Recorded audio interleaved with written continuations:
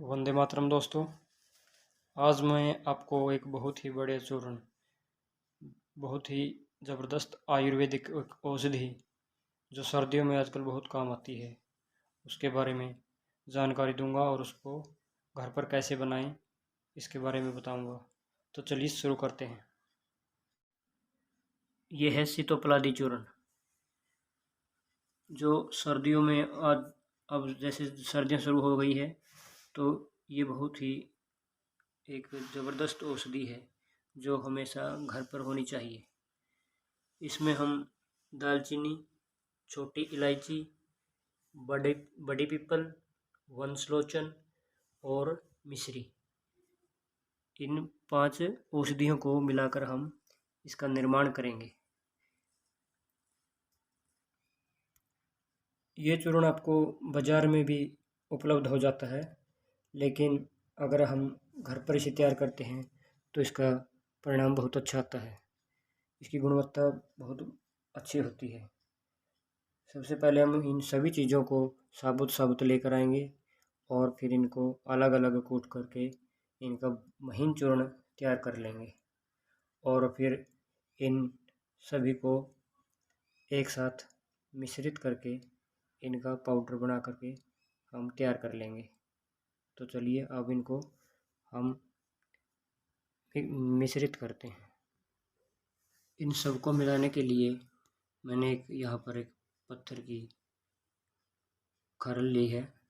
अब इसमें हम सभी चीज़ें डाल करके इसमें मिक्स करेंगे।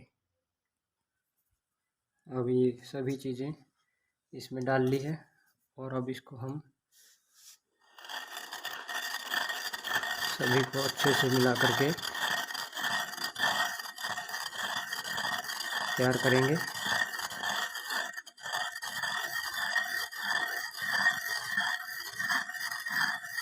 इसका अच्छे से मर्दन करना है, क्योंकि आयुर्वेद में कहा गया है मर्दनम गुणवर्धनम। इसका जितना अच्छे बढ़िया हम इन सभी को एक जान करेंगे उतना ही बढ़िया इसका परिणाम आएगा। लीजिए दोस्तों, ये हमारा सीतोपलादी चूर्ण अब बन करके पूरी तरह से तैयार है। ये सीतोपलादी चूर्ण सर्दी, खांसी, जुकाम, बुखार, कफ की कोई भी समस्या हो उसमें बहुत ही बढ़िया असर करता है। और साथ ही ये चूर्ण दीपन और पाचन का भी अच्छा कार्य करता है। ये भूख को बढ़ाता है और खाए गए अन्न का पाचन करता है। आजकल जैसे सर्दियाँ शुरू हो गई है तो छोटे बच्चों में खांसी जुकाम की समस्या आम बात है, तो उसके लिए इस चूर्ण का प्रयोग बहुत ही फ़ायदेमंद है।